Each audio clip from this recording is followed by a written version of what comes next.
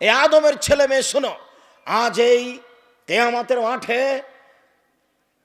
পাপ নিয়ে উপস্থিত হয়েছ, আকাশ জমিন পরিমাণ পাপ, পাপ আর পাপ, আকাশ জমিন পরিপূর্ণ হয়ে আছে তোমার পাপে।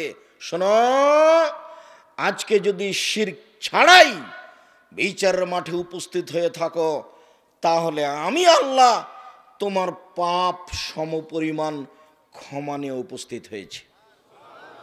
তোমার পাপ যত আমার ক্ষমা তত, তোমার পাপ যত আমার ক্ষমা তত, তোমার পাপ যত আমার ক্ষমা তত, তোমার পাপ যত আমার ক্ষমা তত। যদি শিরক না থাকে, শিরক না থাকলে বিচারের মাঠে সফলতা আছে, এটা হলো হক। হাদিস বুখারী মুসলিম। আমি এই কথা এখন বলতে চাইনি, যেটা আমি বলতে চেয়েছি আপনি মুখ বন্ধ করে এখানে বসে থাকতে বাধ্য। আপনি, আপনার স্ত্রী, আপনার ছেলে, আপনার মেয়ে, আপনার বউ, আপনার বেটি, আপনার ভাই, আপনার বোন, এখানে এসে কেউ কথা বলতে পাবেন না, চা খেয়ে সময় কাটাতে পাবেন না, বাদাম খেয়ে সময় কাটাতে পাবেন না। 2 ঘন্টা বসে থাকবেন তো এত বাদাম কেন, এত চা কেন? আমি খুব ঘৃণা করি, আপনার নীতিকে আমি ঘৃণা করি। একবারে পাথরের মতো হয়ে এক খেয়ালে বসে থাকেন, আপনার আমি কিছু না কিছু উপকার করবই করব ইনশাআল্লাহ। আজকের আলোচনার পূর্বে জরুরি কথা, আমাদের তো বিদ্যা বুদ্ধি কম। আব্দুল্লাহ যখন আলোচনা করে, আপনারা সবাই দোয়া করবেন ওদের জন্য। আমি আব্দুল্লাহ আমার ছেলে হিসেবে বলি না, এটা আল্লাহ যেন তার দাওয়াত, তার দ্বীনি দাওয়াতকে কবুল করেন। এটা জাতির সম্পদ, জাতি যেন সবাই তার কাছে কল্যাণটা পাওয়ার আশা রাখে, ভালোটা তার কাছে যেন পাওয়ার আশা রাখে। তো জাতির জনগণের আপনার যখন নিজের ছেলে হিসেবে ভালো পাবেন আশা করবেন, তখন আল্লাহ সেটা ভালো ব্যবস্থা করে দিবেন। আর আমি আমার নিজের পক্ষ থেকে বলি, তোমার তো দয়া রহমতের অভাব নাই, তুমি তো দিলেই পারো, তুমি তো সর্বশক্তিমান। তো রুজির উপরে একটা কথা, উমামা বাহেলি রাদিয়াল্লাহু তাআলা আনহু বলেন যে আমি একদিন আল্লাহর নবীকে বললাম, আখ বিরুনি ইদখিলুল জান্নাহ, আখ বেরুনি বিআমালিন, আল্লাহর নবী আমাকে একটা আমলের কথা বলেন তো আল্লাহর নবী, যে আমল আমাকে জান্নাতে দিয়ে দিবে, যার কারণে আমি জান্নাতে চলে যাব, এমনটা আমলের কথা বলেন তো আল্লাহর নবী। তখন আল্লাহ রাসূল বলছেন, এক এতাম উত্তম, দুস্থ গরিব ফকির মিসকিনকে খেতে দিলে। 2 বাজলুস সালাম, পরস্পরে সালাম দিলে। 3 অসলাতুল লাইল ওয়ান নাস নিয়াম, মানুষ যখন ঘুমিয়ে তখন সলাত আদায় করলে, তাহাজ্জুদ পড়লে, 3টা কাজ করো, জান্নাতে চলে যাবা, যাও জান্নাতে চলে যাবা। 1 দুস্থ গরিব ফকির মিসকিনকে খেতে দিলে। আমার ওই কথাটি বারবার বলে আপনাকে মনে করাতে চাই, আপনার স্ত্রীকে ফিরে যেতে হবে আপনার মায়ের স্বভাবে। আপনার মা 16 জনের ভাত রান্না করত ঢেঁকিতে ধান ভেঙে। আপনারা ছিলেন 10 ভাই বোন, বাড়িতে ছিল 2 জন কিষান কামলা। আপনার বাপের স্বভাব ছিল মসজিদ থেকে ফকির ধরে আনা। তাহলে 2 জন কিষান কামলা, 2 জন ফকির, আর আপনার বাপ মা, এ হলো 6, আর আপনারা 10 ভাই বোনে হলো 16 জন মানুষের ভাত রান্না করতেন আপনার মা ঢেঁকিতে ধান ভেঙে। আর আপনার স্ত্রী এখন যেখানে রান্না করে সেখানে ফ্রিজ আছে, গ্যাসের চুলা আছে, সব কিছু রেডি। তারপরে আপনি 10টার সময় এসে বলছেন, খালেদা একটু উঠো, মেহমান আছে, আব্দুর রাজাক সাহেব এসেছেন, একটু খানা পানি রেডি করে দিতে হয়। তখন আপনার স্ত্রী নাকশিট কিনে দিয়ে বলছে, হ্যাঁ তুমি রাতে মেহমান নিয়ে এসেছ। আমি এই স্ত্রীকে তালাক দিতে বলিনি, তবে পরামর্শ দিচ্ছি, যদি না মানে তাহলে তালাক দিতে হবে, এ কথাই ঠিক। যতক্ষণ পর্যন্ত আপনার বউ আপনার অনুকূলে না থাকবে ততক্ষণ পর্যন্ত আপনি মানুষজন ফকির মিসকিনকে খাওয়াতে পারবেন না। আপনার বাপের স্বভাব ছিল আপনার বাপের স্বভাব ছিল এশার সালাতের পরে মসজিদ থেকে যখন বের হতেন তখন দেখতেন মসজিদের মধ্যে কোনো মুসাফির আছে নাকি। জি, কে ওটা? আপনার বাড়ি কোথায়?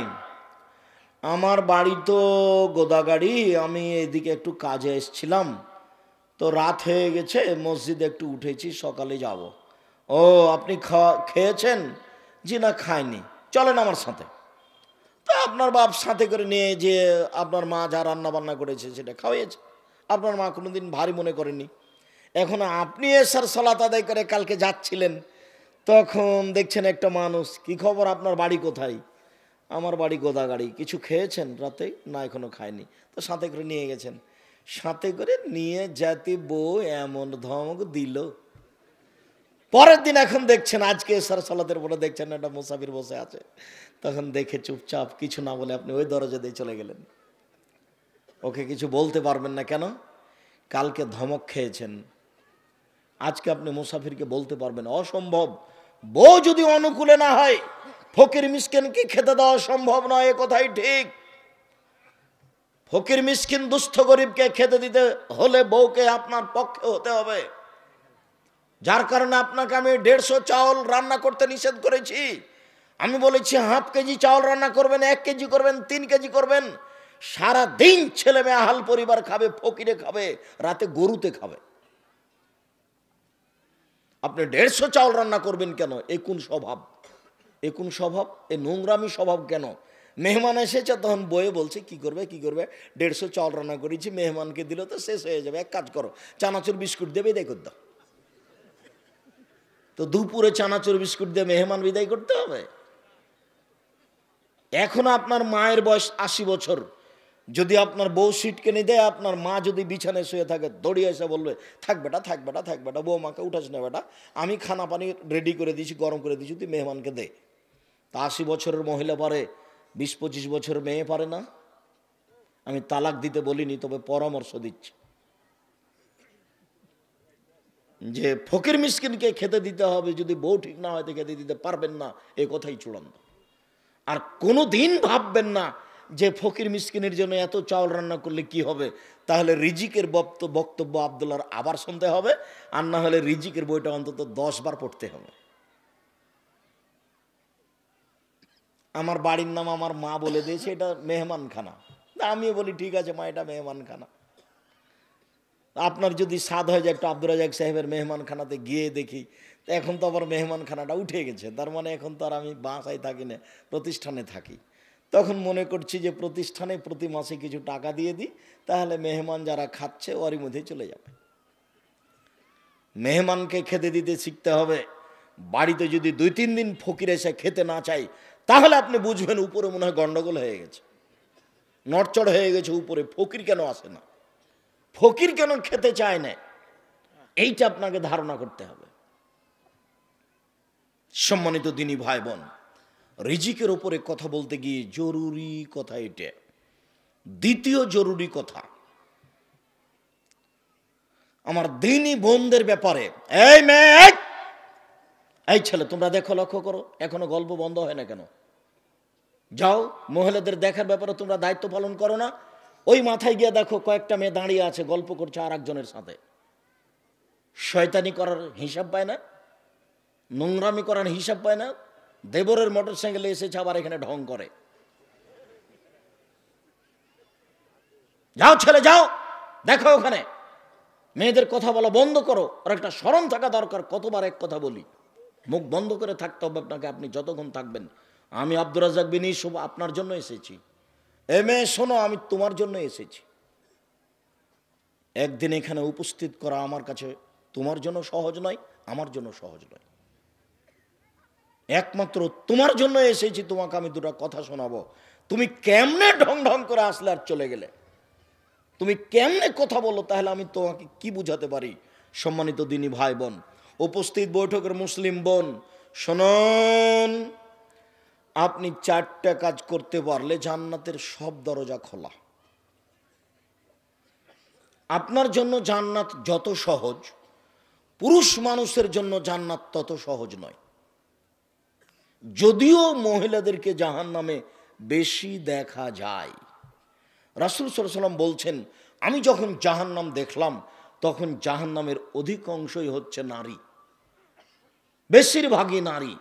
একথা বলেছেন, একথা ঠিক। তবে মহিলাদের জন্য জান্নাত পাওয়া যত সহজ, পুরুষ তত সহজে জান্নাত পাবে না। তার আপনাকে আমি তাদের পক্ষের কথাটাই বলি। রাসূল সাল্লাল্লাহু আলাইহি ওয়াসাল্লাম বললেন, পৃথিবীর মহিলারা শুনে রেখো, তোমরা যদি 4টা কাজ করতে পারো জান্নাতের সব দরজা খোলা।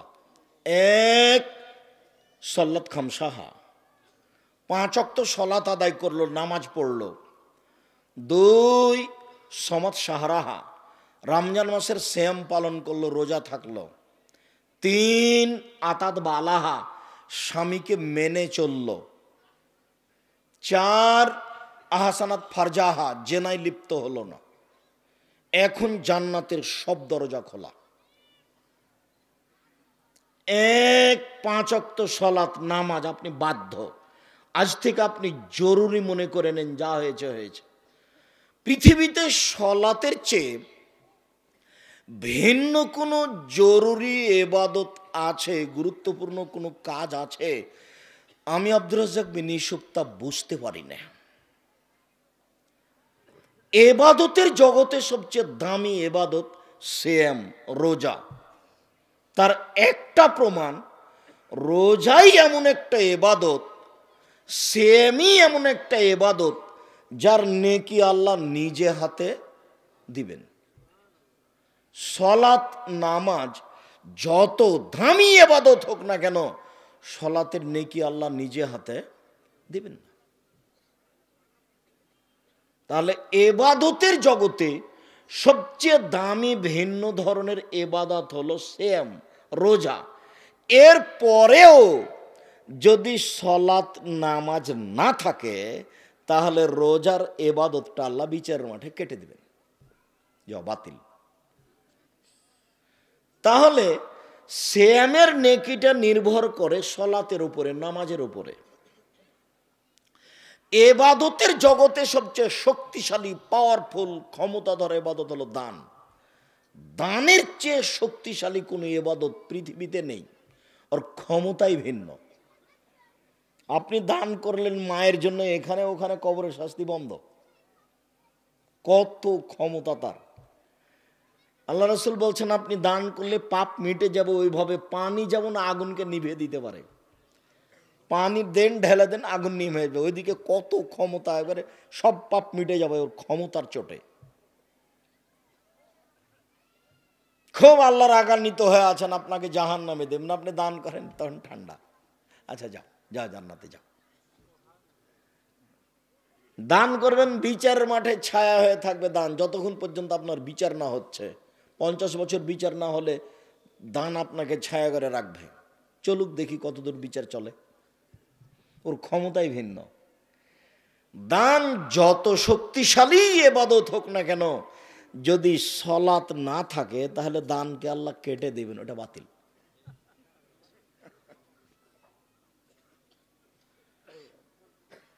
সম্মানিত দিনী ভাই বোন, রাসূল সাল্লাল্লাহু আলাইহি ওয়াসাল্লাম যেভাবে বলছেন তাতে এক ফোঁটা চোখের পানি আল্লাহর কাছে যত প্রিয়, পৃথিবীর কোনো ইবাদত আল্লাহর কাছে তত প্রিয় নয়। সবচেয়ে ভালো লাগে যখন এক ফোঁটা চোখের পানি ফেলে কেঁদে বলে যে আমার একটু জমিটার ব্যবস্থা করে দাও, মামলাতে আমাকে জয় করে দাও, আমার ছেলেটাকে একটু বিদ্যে দাও। যখন বলে আর চোখের পানি ঝরে, তখন আল্লাহ খুব খুশি। রাসূল সাল্লাল্লাহু আলাইহি ওয়াসাল্লাম বলছেন, লা ইয়ালিজার রাজুলুন নারা বাকামিন খাসিয়াতিল্লাহ হাতা ইয়ালিজাল লাবানু ফি দারে। গাভীর বাঁট ওলান থেকে দুধ বের করে ভিতরে ঢোকানো যায় না যেমন, আল্লাহর ভয়ে কাঁদে যে সে জাহান্নামে যাবে না তেমন। রাসূল সাল্লাল্লাহু আলাইহি ওয়াসাল্লামের কথা আমি অনুবাদক, তিনি 1450 বছর পূর্বে এইভাবে বলে গেছেন। আপনি ভুলে গেছেন তাফসির মাহফিলের কারণে। তাফসির মাহফিল আপনাকে শিখিয়েছে বুবু নামাজে যখন দাঁড়াবা বুবু তখন দুই পায়ের গোড়ালিকে জমা রাখিও বুবু, যদি দুই পায়ের গোড়ালি ফাঁকা রাখো বুবু তাহলে লজ্জা স্থানের যোগাযোগ বুবু মাটির সাথে হবে, মাটি অভিশাপ করবে। বুবুর সব কথাই নাকি বুখারীতে আছে। বুবু যখন সিজদায় যাবা বুবু হাতি যেমন মাটিতে পড়ে যায় তেমনি একবারে মাটিতে পড়ে গিয়ে বুককে উরুর সাথে লাগিয়ে আঁটো সাঁটো হয়ে সিজদা করিও বুবু, পৃথক রাখো বুবু, স্তন ঝুলন্ত থাকবে বুবু, পর্দার ব্যাঘাত ঘটবে বুবু। বুবুর সব কথাই নাকি বুখারীতে আছে। আরে বুবু ব্লাউজ পরে আছে, বুবু শাড়ি গায়ে দিয়ে আছে পরে আছে, তার উপরে চাদর গায়ে আছে, তারপরে বুবু ঘরের ভিতরে আছে, কি করে পর্দার ব্যাঘাত ঘটলো বুঝলাম না। বুবুর সব কথা নাকি বুখারীতে আছে। এই ছেলের একটু টিস্যু নিয়ে আসো তো।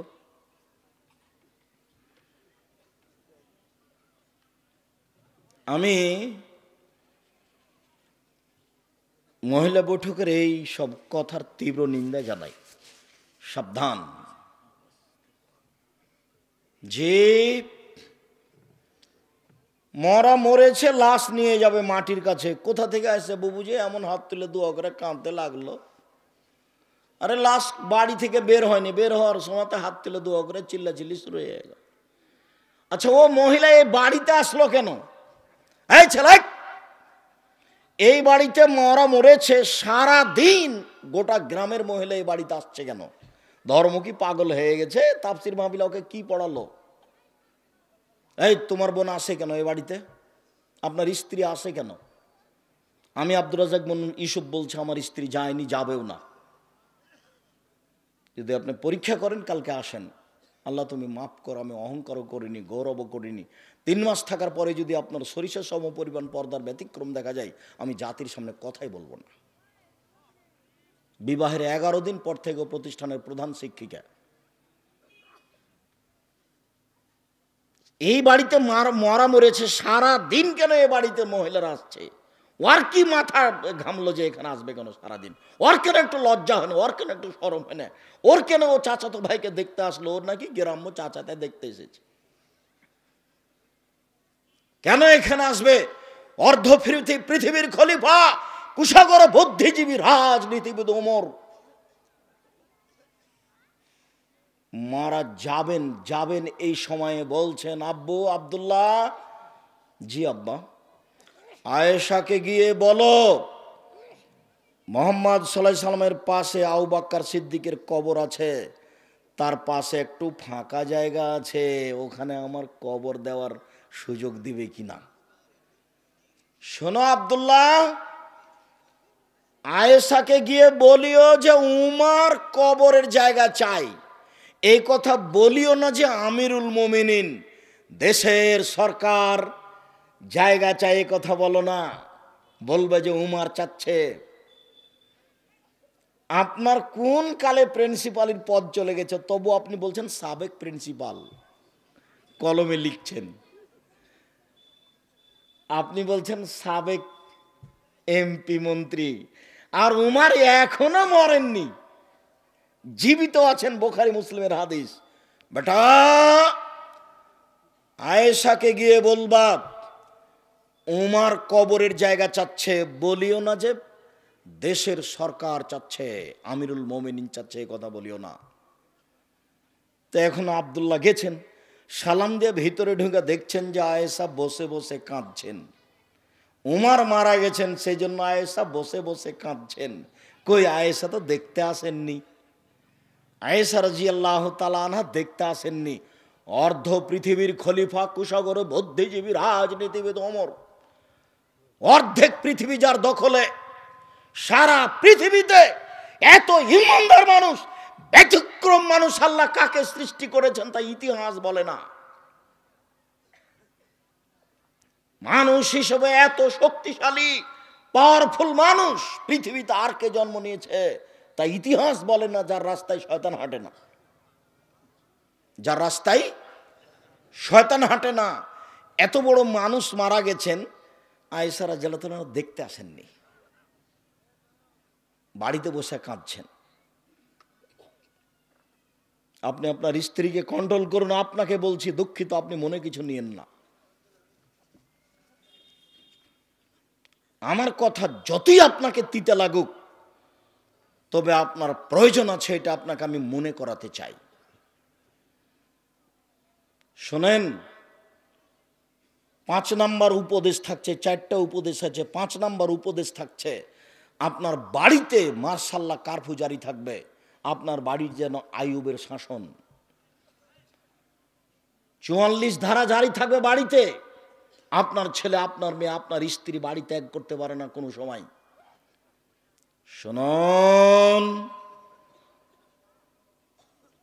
4টা কাজ করলে মহিলারা জান্নাতে যাবে, এ কথা আমি বলিনি, এ কথা মুহাম্মদ সাল্লাল্লাহু আলাইহি সাল্লাম বলেছেন। 1, 5 ওয়াক্ত সালাত। ইবাদতের জগতে ব্যতিক্রম ইবাদত হলো সালাত। 2, রমজান মাসের রোজা, সেম। 3, স্বামীকে মেনে চলা, তিতা লাগলেও মিঠা লাগলেও। উপস্থিত বৈঠকের দিনই মুসলিম বোন, আপনাকে বলছি শোনেন, আপনার স্বামীর মুখ খারাপ, দিন রাত গালি দেয়, কি করবেন? এটা ভাগ্য, মেনে নেন। ও যা বলছে বলতে দেন, মারছে মারতে দেন, গালি দিচ্ছে গালি দিতে দেন, আপনি মেনে নেন। দেখেন 15 দিন, 20 দিন, 6 মাস যাবৎ স্বামীর সাথে কথা বলছেন না, এই সংসার হবে না। তিতা লাগুক মিঠা লাগুক, আপনি স্বামীকে মেনে চলেন। স্বামী গালি দিয়েছে, তারপর 1 গ্লাস পানি চেয়েছে, তখন আপনি 1 গ্লাস পানি নিয়ে সামনে ঠ্যাক্কস করে রেখে তো ওদিকে চলে গেলেন। এভাবে সংসার হবে না, এই সংসার চলবে না। দেখেন, আমি আব্দুর রাজ্জাক বিন ইউসুফ আপনার দিনী ভাই হিসেবে বলছি, আপনি আমার কথাটা মেনে নেন, স্বামীকে মেনে চলেন। শেষ পর্যন্ত যদি আপনি মনে করেন যে আব্দুর রাজ্জাক সাহেব আমার চলবে না সংসার, তো আপনি খোলা তালাক করেন। স্বামী যত বড়ই দামি হোক, যত বড়ই চাকরিজীবী হোক, যত বড়ই পরহেজগার হোক, যে কোনো সময় আপনি স্বামী বাদ দিতে পারেন। হাদিস বুখারী মুসলিম, তার নাম খোলা তালাক। আপনি চেয়ারম্যান মেম্বারকে বলবেন আমি ভাত খাবো না, মিটে গেল, ও একটা ব্যবস্থা করে দিবে। আপনি নিজেকে খোলা করে নেন। আমি নিষেধ করিনি, তবে আপনাকে আমি আপনার এই স্বামীকে মেনে চলার জন্য অনুরোধ করছি, তিতা লাগলেও মিঠা লাগলেও। দেখেন, সামাজিক অবস্থা সুবিধা নয়, আরেকজন স্বামী এর চেয়ে খারাপও হতে পারে। পরিবেশ পরিস্থিতি কি হবে বলা যায় না। 2-1টা বাচ্চাও হয়ে গেছে, কান্নাকাটি যেটাই হোক, গালি যেভাবে দেখ, আপনি মেনে নেন, ভালো হবে। 4, জেনায় লিপ্ত হবেন না। আব্দুর রাজ্জাক সাহেব ঘটে গেছে জেনা, যে তাহলে আপনি তোবা করেন। শোনেন, তোবা করলে মানুষ পাপ মুক্ত হয়ে যায়। আপনার অন্তর থেকে যদি আপনি তোবা করেন, তাহলে আপনার জেনার পাপটা আল্লাহ আবার পাল্টা নেকিতে পূর্ণ করে দেবেন। আপনি জেনা বন্ধ করেন, তোবা করেন, আপনি ভালো নারীদের অন্তর্ভুক্ত হয়ে যাবেন, আপনাদের জান্নাতের সব দরজা খোলা। আর পৃথিবীর পুরুষ নারী সবকে বলা হচ্ছে, আল্লাহ তাআলা বলছেন, পৃথিবীর মানুষ পুরুষ নারী শুনে রেখো, ওয়ানাহান নাফসা আনিল হাওয়া ফাইনাল জান্নাতা হিয়াল মাওয়া। যে ব্যক্তি অশ্লীল কাজ থেকে নিজেকে বিরত রাখতে পারবে, আমি আল্লাহ তাকে জান্নাতুল মাওয়া দিয়ে দিলাম। যদি আপনি আজকে এই মোবাইলে প্রেমের গল্প বন্ধ করতে পারেন, জেনা বন্ধ করতে পারেন, আল্লাহ বলছেন আমি তাকে জান্নাতুল মাওয়া দিয়ে দিলাম। এটা আল্লাহর কথা। অতএব দিনী বোন, আপনি এই 4টা কাজ করেন, জান্নাতের সব দরজা খোলা। এর সাথে আপনাকে আর একটা কথা বলি, এদিকে শোনেন। আল্লাহ নবী একদিন বলছেন, নবীগণ জান্নাতে যাবেন, শহীদেরা জান্নাতে যাবে, সত্যবাদীরা জান্নাতে যাবে, ওই সব মহিলারাও জান্নাতে যাবে যারা স্বামীকে মেনে চলে।